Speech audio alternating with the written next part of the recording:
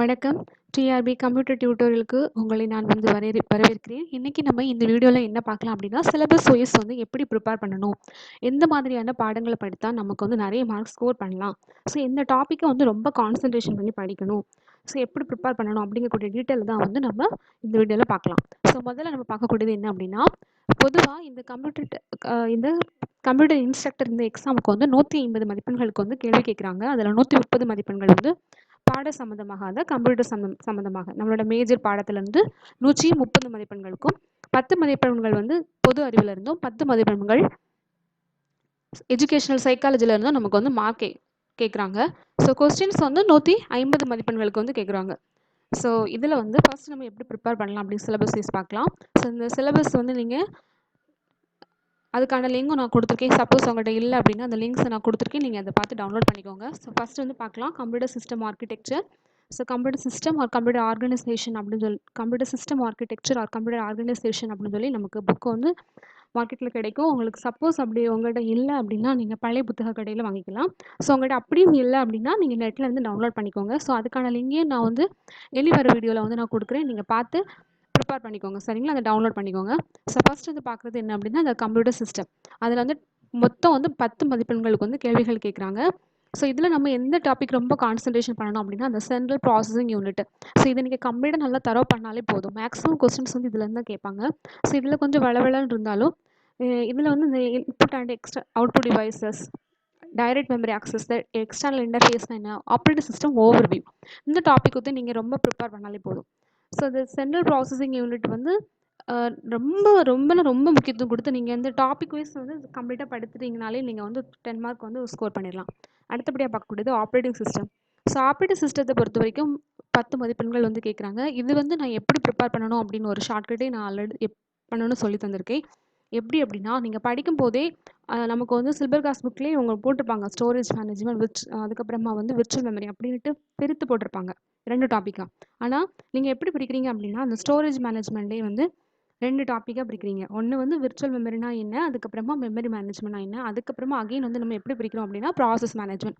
இந்த 3 டாப்பிக்குமே நீங்கள் நல்ல தரவாக படிச்சாங்களே போதும், உங்களுக்கு கண்டிப்பாக வந்து 10 மார்க் வாங்கிடலாம். ஸோ அதில் தான் இது நான் வந்து ரொம்ப இதை எக்ஸ்பிளைன் பண்ண விரும்பலை இதில். ஏன் அப்படின்னா இது எல்லாம் இந்த டாபிக்ஸ் எல்லாமே எதில் தான் இருக்குது அப்படின்னா ப்ராசஸ் மேனேஜ்மெண்ட்லேயும் மெமரி மேனேஜ்மெண்ட் அதுக்கப்புறமா விர்ச்சுவல் மெமரி, இந்த 3 டாப்பிக்லேருந்து வரக்கூடிய கொஸ்டின்ஸ் எல்லாம் தான் இதில் இருக்குது.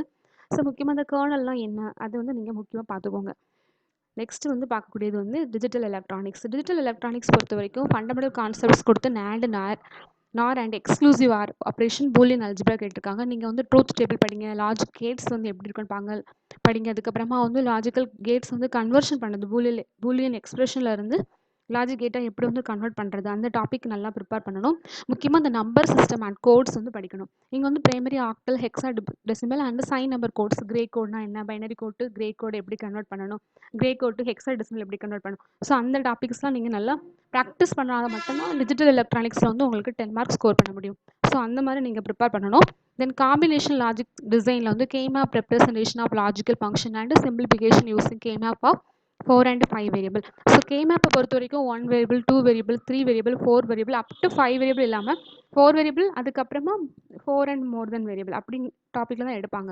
ஸோ நமக்கு 5 வேரியபிள் வரைக்கும் கேட்டிருக்காங்க. ஸோ அதை பொறுத்த வரைக்கும் பிஓஎஸ் ஃபார்ம்னா என்ன, அதுக்கப்புறமா வந்து எஸ்ஓபி ஃபார்ம்னா என்ன, மின்டாம்னா என்ன, மேக்ஸ்டாம்னா என்ன, எப்படி வந்து பிஓஎஸ் ஃபார்மில் கேமேப்பை வந்து பிஓஎஸ் ஃபார்மில் கன்வெர்ட் பண்ணணும், எஸ்ஓபி ஃபார்மில் எப்படி கன்வெர்ட் பண்ணணும். ஸோ அந்த மாதிரியான டீட்டெயில்ஸ் எல்லாமே நீங்கள் கிளியராக தெரிந்து வைக்கணும் எப்பொழுதுமே. புரியுதா? அதுக்கப்புறமா இங்கே மல்டிப்ளெக்ஸஸ் அண்ட் டிகோடர்ஸ் கேட்டிருக்காங்க. ஃப்ளிப்லாப்ஸ் பொறுத்த வரைக்கும் ஃப்ளிப்லாப்ஸை தரவாக படுத்துக்கோங்க. இங்கே வந்து வெறும் எட்ஜ் ட்ரிகர் ஃப்ளிப்லாப் மட்டும் கொடுத்துருக்காங்க. அதில் ஜேகே ஃப்ளிப்லாப் அப்படிலாம் நிறைய டைப்ஸ் இருக்குது. ஸோ அந்த டைப்ஸ் எல்லாமே படிங்க. இங்கே இருக்குது மட்டும் நீங்கள் ப்ரிப்பேர் பண்ண வேண்டாம். ஏன் அப்படின்னா லாஸ்ட் இயர் நடந்த எக்ஸாமில் நான் 79 மார்க் எடுத்தேன். சர்டிஃபிகேட் வெரிஃபிகேஷன் வரைக்கும் போனேன். ஸோ ஆனால் எனக்கு வந்து கொஞ்சம் ஃபிசிக்கலி நான் கொஞ்சம் ப்ராப்ளம் அந்த டைம், எனக்கு எக்ஸாம் டைம். ஸோ அதனால் என்னால் வந்து வெளியிலலாம் போய் ரொம்ப ப்ரிப்பேர் பண்ண முடியலை. அந்த மாதிரி ஒரு சுச்சுவேஷன் அமைஞ்சிட்டு ஃபுல்லாக வீட்டிலே தான் இருந்து ப்ரிப்பேர் பண்ண மாதிரி, வெளியில் போகக்கூடாது அப்படிங்கக்கூடிய டாக்டரோட அட்வைஸ்னால நான் ஃபுல் அண்ட் ஃபுல் வந்து வீட்டிலே தான் இருந்து வந்து ப்ரிப்பேர் பண்ணேன். ஸோ அப்படி ப்ரிப்பேர் பண்ணனால எனக்கு வந்து கோச்சிங் கிளாஸ் அங்கே எதுவுமே நான் போகலை. ஒன்லி வீட்டிலேருந்து மட்டும்தான் ப்ரிப்பேர் பண்ணேன். ஸோ எனக்கு என்ன சந்தேகம் இருந்துச்சு அப்படின்னா, அந்த சிலபஸில் இருக்கக்கூடிய இந்த டாபிக்ஸ் மட்டும் படித்தால் போதும் அப்படின்னு சொல்லிட்டு அதை மட்டும் தான் நான் கான்சன்ட்ரேஷன் பண்ணேன். நிறைய டாபிக்ஸ் எனக்கு நிறைய சப்ஜெக்ட் வைஸ் புக்ஸ் கிடைக்கல. பட் என்கிட்ட இருந்த புக்ஸை வச்சு அது மட்டும் நான் ப்ரிப்பேர் பண்ணேன். ஸோ அப்போ வந்து எனக்கு நிறைய சந்தேகம் வந்துச்சு. இந்த டாபிக் ஃபுல்லாக நம்ம கவர் பண்ணணுமா, இல்லை இதில் இருக்கக்கூடிய அந்த சப்ஹெட்டிங் மட்டும் தான் படித்தால் போதுமா? ஸோ எனக்கு என்னோட சிச்சுவேஷனுக்கு வந்து நான் அந்த சப்ஹெட்டிங் மட்டும் தான் நான் படித்தேன். ரொம்பலாம் வந்து நான் கான்சன்ட்ரேஷன் பண்ண முடியல. ஸோ எக்ஸாம் ப்ரிப்பேர் பண்ணும்போது அந்த டாபிக் இல்லாமல் எக்ஸ்ட்ரா நிறைய கேட்டிருந்தாங்க. மெமரி மேனேஜ்மெண்ட்லலாம் பார்த்தீங்கன்னா, ஸோ எனக்கு அப்போ தான் வந்து ரொம்ப கன்ஃபியூஸ் ஆச்சு. ஸோ நம்ம வந்து ப்ரிப்பேர் பண்ணும்போது ஃபுல் அண்ட் ஃபுல் தரவாக பண்ணணும் அப்படிங்கிற ஒரு ஐடியா அப்போ தான் கிடச்சிது. ஸோ அப்போ வந்து ஒரு 4 மார்க்கில் எனக்கு வந்து இப்போ வேலை வந்து கிடைக்கல அப்படிங்கிற ஒரு சுச்சுவேஷன். அப்போ எனக்கு வந்து தோணுது என்னென்னா, நம்ம அப்போ வந்து நல்லா ப்ரிப்பேர் பண்ணியிருக்கலாமோ அப்படின்ட்டு. அந்த மாதிரி தான் ஒரு எண்ணம் வந்தது. ஸோ அதனால தான் நான் என்ன சொல்ல வரேன் அப்படின்னா, நீங்கள் படிக்கும்போது அந்த டாபிக் கம்ப்ளீட்டாக படிங்க. சிலபஸ் வைஸ் வந்திருக்க மாதிரி இந்த பர்டிகுலர் டாபிக் மட்டும் பார்க்காம, எல்லா டாப்பிக்கும் ஓவரால் வந்து இங்கே மெயின் டாபிக் என்ன கொடுத்துருக்காங்களோ அதில் உள்ள அவ்வளோத்தையும் படிங்க. அதில் புக்கில் என்ன டாபிக்ஸ்லாம் சப்ஹெட்டிங்காக இருக்கிறோ அது எல்லாம் படிங்க. மெமரி அலோகேஷன் ஸ்ட்ராட்டஜிஸையும் வேரியபிள் பார்ட்டிஷன் மட்டும் நீங்கள் மெமரி மேனேஜ்மெண்ட்டில் படிக்கக்கூடாது. எல்லாத்தையுமே படிக்கணும். அதில் இன்னும் நிறைய இருக்குது. சரிங்களா? நெக்ஸ்ட்டு வந்து பார்த்தீங்க அப்படின்னா, அதனால தான் நான் என்ன சொல்கிறேன் அப்படின்னா, ஃப்ளிப்ஃப்ளாப்ஸ் வந்து வெறும் எட்ஜ் ட்ரிகர் ஃப்ளிப்ஃப்ளாப் மட்டும் பார்க்கக்கூடாது. அதுலேயும் இன்னும் நிறைய டைப்ஸ் இருக்குது. அதை பாருங்கள் அப்படின்னு சொல்கிறேன். நெக்ஸ்ட்டு டேட்டா ஸ்ட்ரக்சரை பொறுத்த வரைக்கும் 15 மார்க் வந்து கொஸ்டின் கேட்குறாங்க. இது வந்து நீங்கள் வெறும் abstract data type and object இதில் போட்டு நீங்கள் எப்போவுமே கான்சன்ட்ரேஷன் பண்ணவே கூடாது. அது ரொம்ப முக்கியம் கிடையாது எப்போவுமே. முக்கியமானதே கீழே தான் இருக்குது. இந்த ப்ரோக்ராமிங் வித் டேட்டா ஸ்ட்ரக்சரில் ஸ்டாக்ஸ்னா என்ன, கியூஸ்னா என்ன, லிஸ்ட் என்ன, trees, balance binary trees, algorithm for searching and sorting and open office. இதில் வந்து நீங்கள் என்ன பார்க்கணும் அப்படின்னா, எப்போவுமே இதை வந்து ப்ரிப்பேர் பண்ணும்போது ஸ்டாக்கு, கியூஸ் அப்படின்னு ஒரு நோட் தனியாக போட்டு வச்சுக்கோங்க. ஸோ ஸ்டாக்ஸ்லேயே நிறைய இருக்குது. ப்ரிஃபிக்ஸ், போஸ்ட்ஃபிக்ஸ் எப்படி கன்வர்ஷன் பண்ணணும் அதெல்லாம் பார்க்கணும். நெக்ஸ்ட்டு வந்து கியூஸோட டைப்ஸ். சர்க்குலர் கியூனா என்ன, கியூனா என்ன, ஸோ அதுக்கு என்னென்ன ஃபங்க்ஷன் இருக்குது, இன்செஷனா என்ன, பிஃபோர் ஆர்டர் எப்படி இருக்கும், அந்த மாதிரியெல்லாம் பாருங்கள். இல்லை அதே மாதிரி லிங்க் லிஸ்ட்டில் என்ன, அதே மாதிரி ட்ரீஸோட டைப்ஸ் பேலன்ஸ் பைனரி மட்டும்தான் இல்லை கொடுத்துருக்கு. என்ன எக்ஸ்ட்ரா டைப்ஸ் ஆஃப் ட்ரீஸ் இருக்குது அதையும் பாருங்கள். அதே மாதிரி சர்ச்சிங்னா என்ன, ஹீப்பிங்னா என்ன, சார்ட்டிங் அல்காரிதம் நிறைய ஒன்று டைப்ஸ். அதெல்லாம் நீங்கள் வந்து ஹீப் சார்ட்னா என்ன, மெர்ஜ் சார்ட்னா என்ன, அப்படி நிறைய டைப்ஸ் இருக்குது. ஸோ அதெல்லாம் பார்க்கணும். முக்கியமாக நீங்கள் என்ன பார்க்கணும் அப்படின்னா, அதை அப்படியே டேபிள் வைஸ் பிரித்து வச்சுருக்கோங்க எப்போவுமே. அதாவது சார்ட்டிங்களோட ஒவ்வொரு டைப் அதை வந்து ஒரு காலம் மாதிரி போட்டு டேபிளாக பிரித்து வச்சுக்கோங்க. அப்படி அதை வந்து என்ன சொல்ல வரேன்னா, மெர்ஜ் சார்ட், ஹீப் சார்ட் அந்த மாதிரி ஒவ்வொரு டைப்பாக போட்டு வச்சுக்கோங்க டேபிளாட்டு. அதுக்கப்புறமா நீங்கள் என்ன பண்ணுறீங்க அப்படின்னா, அசிம்ப்டோட்டிக் நோட்டேஷன் ஒன்று உண்டு. அசிம்ப்டோட்டிக் நோட்டேஷன் நிறைய பேருக்கு தெரிஞ்சிருக்கும் கண்டிப்பாக. ஸோ டைம் காம்ப்ளெக்சிட்டி, அதுக்கப்புறமா வந்து algorithm complexity and space complexity, இந்த மூணுமே வந்து அசிம்ப்டோட்டிக் நோட்டேஷனில் தான் வரும். பிகோ நோட்டேஷனா என்ன தெரியும் இல்லையா உங்களுக்கு? ஒமேகா, அப்புறமா தேட்டா நோட்டேஷனா என்ன, அதெல்லாம் வந்து நீங்கள் எப்போவுமே ப்ரிப்பேர் பண்ணணும். ஸோ எப்போ நீங்கள் என்ன பண்ணுறீங்கன்னா, அந்த சர்ச்சிங்கில் வந்து பாயிண்ட் அதில் வந்து நீங்கள் என்ன பண்ணுறீங்க அப்படின்னா, அந்த ஒவ்வொரு சார்ட்டிங் அதனோட டைம் காம்ப்ளெக்சிட்டிக்கு என்ன அசிம்ப்டோட்டிக் நோட்டேஷன் கொடுத்துருக்கோ n(n)-1, அதே மாதிரி ஹீப் சார்ட்டுக்கு என்ன அல்காரிதம் காம்ப்ளெக்சிட்டி இருக்குது, அதே மாதிரி ஒவ்வொரு டைப்புக்கும் ஒவ்வொரு அசிம்ப்டோட்டிக் நோட்டேஷன். அதுக்கு வந்து எவ்வளோ டைம் எடுக்குது, அல்காரிதமுக்கு ஒர்ஸ்டா பெஸ்ட்டா, சரியா, அதையும் நீங்கள் எப்போவுமே எழுதி வைக்கணும். ஸோ அப்படி நீங்கள் எழுதி வைத்தா மட்டும்தான் நீங்கள் டேட்டா ஸ்ட்ரக்சரில் ஈஸியாக 15 மார்க் ஸ்கோர் பண்ண முடியும். புரியுதா நான் சொல்கிறது? கொஞ்சம் நான் சொல்கிறது உங்களுக்கு புதுசாக நீங்கள் ப்ரிப்பேர் பண்ண போகிறீங்கன்னா கொஞ்சம் அண்டர்ஸ்டாண்ட் ஆகுது கஷ்டம். ஆல்ரெடி நீங்கள் ப்ரிப்பேர் பண்ணி ஓரளவு மார்க் நீங்கள் ஸ்கோர் பண்ணியிருந்தீங்கன்னா உங்களுக்கு வந்து நான் சொல்கிற டாபிக் வந்து எப்படின்னு உங்களுக்கு புரிஞ்சிருக்கும். ஸோ இது நான் ஏற்கனவே ப்ரிப்பேர் பண்ணனால அந்த ஐடியா வச்சு நான் உங்களுக்கு சொல்கிறேன். So stacks, queues, list, trees and balance binary trees, algorithms for searching and sorting and open office அப்படி கொடுத்துருக்காங்க. இதில் ஸ்டாக்ஸ் என்னன்னா என்ன, கியூஸ்னா என்ன, லிஸ்ட்னா என்ன, ட்ரீஸ் அப்படி பார்க்குறோம். ஸோ அதிலேயே நீங்கள் என்ன செய்வீங்க, ஒரு டேபிள் மாதிரி பிரித்து வச்சுக்கோங்க. அதில் ஒவ்வொன்றுக்கும் என்னென்ன டைப்ஸ் இருக்குன்னு எழுதி வச்சுக்கோங்க. ஒவ்வொரு டைப்ஸுக்கும் ஸ்பேஸ் காம்ப்ளெக்சிட்டி, அல்காரிதம் காம்ப்ளெக்சிட்டி என்னென்னு எழுதி வைக்கிறீங்க. அது பெஸ்ட்டாக இருக்கா, ஒஸ்ட் கேஸாக இருக்கா, அந்த இதையும் எழுதி வச்சுக்கோங்க. புரியுதா? அப்போ உங்களுக்கு வந்து அதை ரிமெம்பர் பண்ணுறது கொஞ்சம் ஈஸியாக இருக்கும். அதனால தான். ஓகே, நீங்கள் எப்போவுமே படிக்கும்போது இந்த abstract data types and objects, graphical user interface இதில் ரொம்ப நீங்கள் கான்சன்ட்ரேஷன் பண்ண வேண்டாம். இன்ஹெரிட்டன்ஸ், கிளாஸஸ் அண்ட் ஹேபிட் இதெல்லாம் நமக்கு ஆல்ரெடி C++ல் வரக்கூடியது. ஸோ அதனால் இதில் போட்டு நீங்கள் உங்களோட டைமை வேஸ்ட் பண்ண வேண்டாம். நீங்கள் கான்சன்ட்ரேஷன் டேட்டா ஸ்ட்ரக்சரை பண்ணதை பொறுத்து எதில் தான் நீங்கள் பண்ணுறீங்க அப்படின்னா, ப்ரோக்ராமிங் வித் டேட்டா ஸ்ட்ரக்சர் இந்த கான்செப்டில் தான் நீங்கள் பண்ணுறீங்க. ஓகேங்களா? ஓகே. நெக்ஸ்ட் வந்து ப்ரோக்ராமிங் இன் C++. ஸோ அதில் object oriented programming, data hiding, data encapsulation class, இதெல்லாம் வந்து ஃபஸ்ட்டு மெயினாட்டு நீங்கள் புக்கு ஓப்பன் பண்ணோன்னே மெயின் இன்ட்ரடக்ஷன்லேயே இந்த டாபிக்ஸ்லாம் கொடுத்துருப்பாங்க.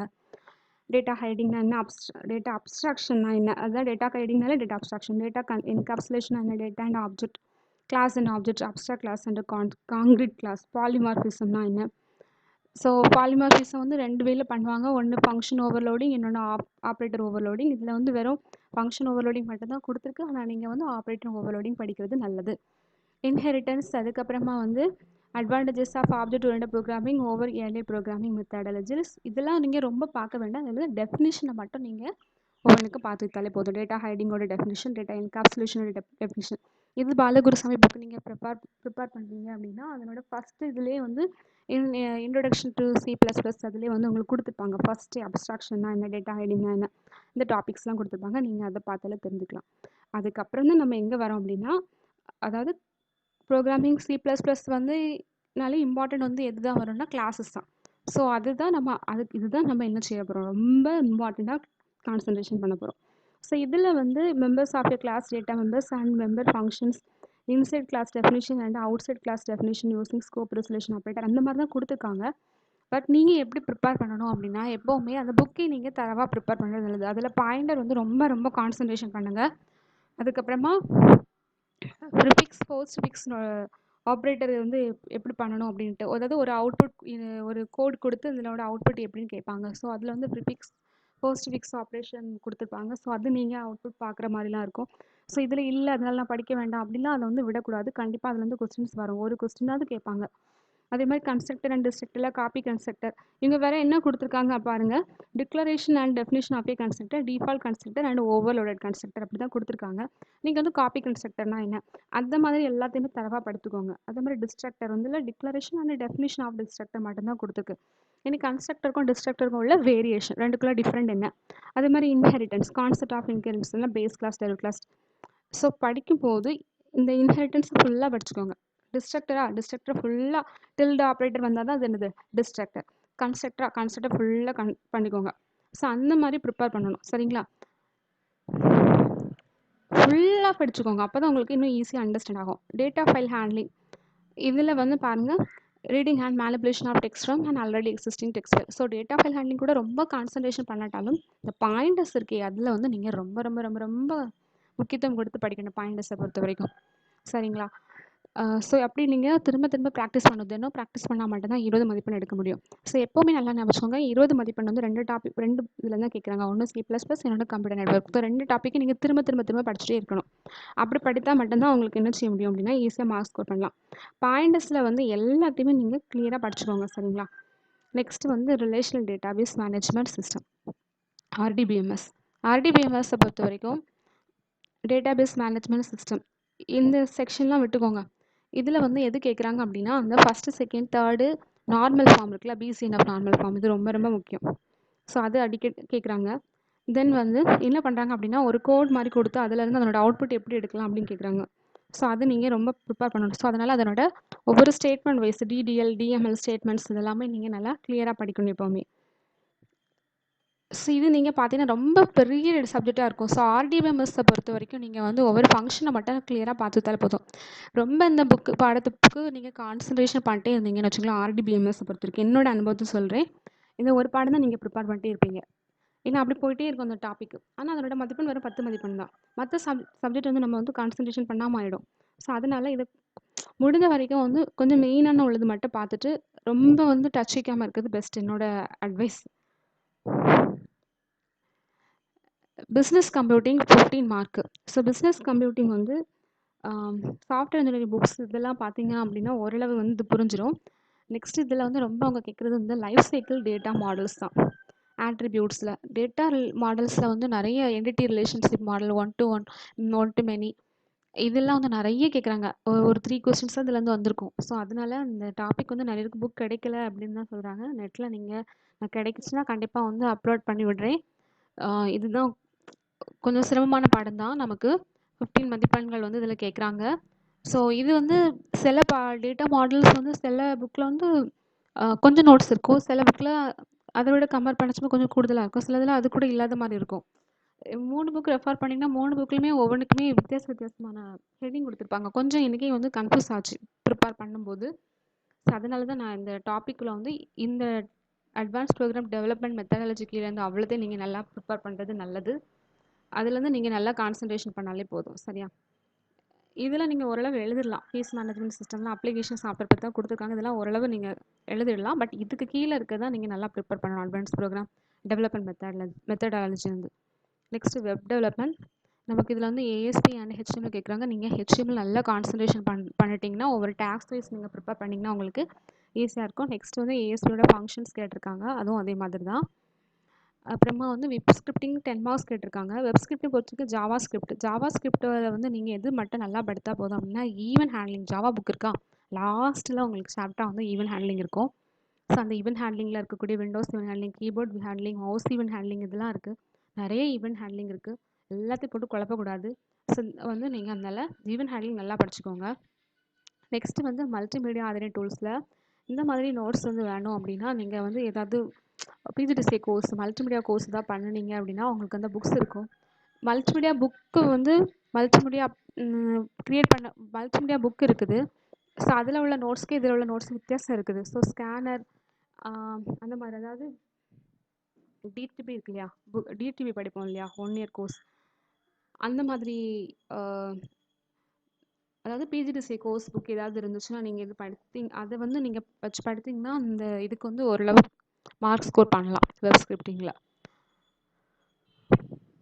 ஏபிஏ, எம்பிஏஜி, மூவி ஃப்ரேம்ஸ்னால் என்ன, மல்டிமீடியா ஆதரிங் யூசி மேக்ரோமீடியா, ஃப்ளாஷ், இதெல்லாம் ரொம்ப ரொம்ப ரொம்ப விளவிலன்னு படிக்கிட்டாலும் அந்த 1 இயர் பிஜிடிசிஏ கோர்ஸ் புக்ஸில் வந்து இல்லைனா மல்டிமீடியா நீங்கள் 1 இயர் கோர்ஸ் இதாக படித்தீங்கன்னா அந்த டாபிக் உங்களுக்கு கிடைக்கும். நீங்கள் அதுலேருந்து இதை எடுத்துக்கலாம்.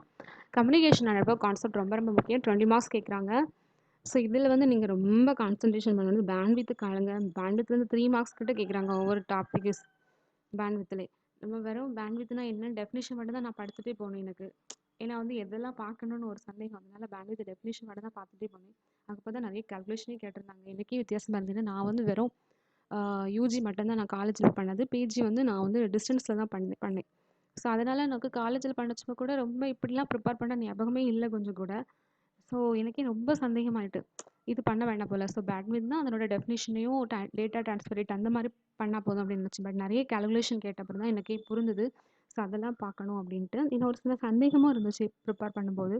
அதே மாதிரி மோடத்துலேயும் வந்து கொஸ்டின்ஸ் வந்து எப்படி கேட்குறாங்கன்னா ஏஎஸ்கே அப்படிலாம் வந்து நீங்கள் இந்த புக்கை ரெஃபர் பண்ணிங்கன்னா புரியும் மோடத்தோட டைப்ஸில். ஸோ அதை வச்சு உங்களுக்கு ப்ராப்ளம் சால்விங் கேட்டிருந்தாங்க. தென் எதர்நெட் கார்டு, ஹப்னா என்ன, ஸ்விட்ச்னா என்ன, ரூட்டர்.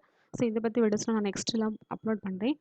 நெக்ஸ்ட்டு வந்து டோபாலஜிஸில் வெறும் பஸ் ட்ரீ கேட்டிருக்காங்க. ஆனால் நீங்கள் மெஸ் டோபாலஜினா என்ன, ரிங் டோபாலஜினா என்ன, ஸ்டார் டோபாலஜினா என்ன, மேக்ஸிமம் எந்த டோபாலஜி யூஸ் பண்ணுறோம்னா ஸ்டார் யூஸ் டோபாலஜி. ஸோ அது அதனோட அட்வான்டேஜ் டிஸ்அட்வான்டேஜ். ஸோ அதில் டெர்மினேட்டர் பஸ் வந்து டெர்மினேட்டர் யூஸ் பண்ணுவாங்க. ஸோ அதெல்லாம் நீங்கள் வந்து பார்த்து வச்சுக்கினா போதும். தென் கான்செப்ட் ஆஃப் லேன் வேன் மேன். அதுக்கப்புறமா ப்ரோட்டோக்கால் வந்து டிசிபி ஐபி ரொம்ப ரொம்ப முக்கியத்துவம் கொடுத்து படிங்க. தென் ஜிஎஸ்எம் கொஸ்டின் கேட்டிருந்தாங்க. Electronic mail, chat, video conferencing இதுலேருந்து கொஸ்டின் கேட்குறாங்க. ஸோ அதனால் இந்த டாபிக் நல்லா ப்ரிப்பேர் பண்ணுங்கள்.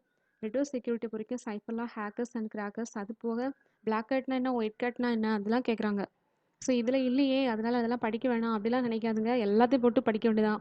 கம்யூனிகேஷன் அண்ட் நெட்வொர்க் கான்செப்ட் வந்து நல்ல புக் கிடச்சுன்னா முடிந்த வரைக்கும் அந்த புக் கம்ப்ளீட்டாக படித்தால் தான் 20 மார்க் அப்படிங்கிற ஒரு சுச்சுவேஷன் தான்.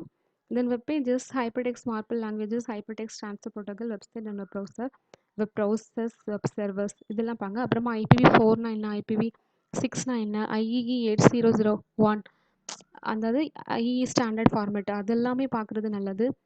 அதன் பிறகு வந்து எதர்நெட் கார்டு அதனோட டைப்ஸ், அதாவது ஃபாஸ்ட் எதர்நெட்டு அது எல்லாமே பார்க்குறது நல்லது. இதெல்லாம் நமக்கு இப்போ தோன்றது எல்லாத்தையும் நான் கரெக்டாக சொல்லிட்டே இருக்கேன் கொஸ்டின் பேப்பர் ப்ரிப்பேர் பண்ணதை வச்சு. நெக்ஸ்ட்டு வந்து எந்த டாபிக்ஸ் பார்க்கணும் அப்படின்னா அந்த செக்யூரிட்டிஸ் அது உங்களுக்கு டாபிக் கிடைக்கல. புக்ஸில் வந்து மேக்ஸிமம் இருக்குது கொஞ்சம் ரேர் தான். ஸோ நெட்டில் நீங்கள் டவுன்லோட் பண்ணி படிக்கிறது நல்லது இந்த நெட்வொர்க் செக்யூரிட்டி கான்செப்டை பொறுத்த வரைக்கும். ஸோ முடிந்த வரைக்கும் நான் ப்ரிப்பேர் பண்ணினது அது. அதுக்கப்புறமா இப்போ நான் எந்த மாதிரி ப்ரிப்பேர் பண்ணிட்டுருக்கணும் அந்த வைஸ் நான் இந்த வீடியோஸ் வந்து போஸ்ட் பண்ணியிருக்கேன். ஸோ நீங்கள் இது உங்களுக்கு யூஸ்ஃபுல்லாக இருக்கும் அப்படின்னு நினைக்கிறேன். ஸோ இது இதே மாதிரி இன்னும் நிறைய சந்தேகங்கள் இருந்துச்சுன்னா கண்டிப்பாக நீங்கள் சந்தேகங்களை வந்து கமெண்ட் பாக்ஸில் கொடுங்க. நான் வந்து கிளாரிஃபை பண்ணுறேன் முடிந்த வரைக்கும். ஓகே. தேங்க்யூ. இது கண்டிப்பாக லைக் பண்ணுங்கள், ஷேர் பண்ணுங்கள். பிடிச்சிருந்தனா கண்டிப்பாக லைக் பண்ணிடுங்க. பிடிச்சிருந்தா மற்றவங்களுக்கும் ஷேர் பண்ணுங்கள். ஏன்னா நான் இந்த மாதிரி ப்ரிப்பேர் பண்ணி என்னோடய அனுபவம் இதெல்லாம் தான் நான் இதில் ஷேர் பண்ணியிருக்கேன் இந்த வீடியோஸ் விளையாட்டு. ஸோ அதனால இது வந்து மற்றவங்களுக்கு கண்டிப்பாக பயனுள்ளதாக தான் இருக்கும். புதுசாக எழுதவங்களுக்கும் பயனுள்ளதாக இருக்கும். இன்னும் நிறைய மதிப்பெண்கள் ஸ்கோர் பண்ணணும் அப்படின்னு நினைக்கிறவங்களுக்கு கண்டிப்பாக இந்த வீடியோ பயனுள்ளதாக தான் இருக்கும். இனி எந்த ஒரு சந்தேகங்கள் இருந்தாலும் கண்டிப்பாக நீங்கள் கமெண்ட் பாக்ஸில் வந்து நீங்கள் வந்து கருத்துக்களை பதிவிடலாம். ஸோ உங்களோட கருத்துக்கள் தான் என்னோடய வீடியோஸ் என்னோடய படிப்பு இந்த விஷயத்துக்கும் கொஞ்சம் பின்னூட்டமாக அமையும் அப்படின்னு சொல்லிட்டு இந்த வீடியோ நான் முடிச்சுக்கிறேன். நன்றி, வணக்கம்.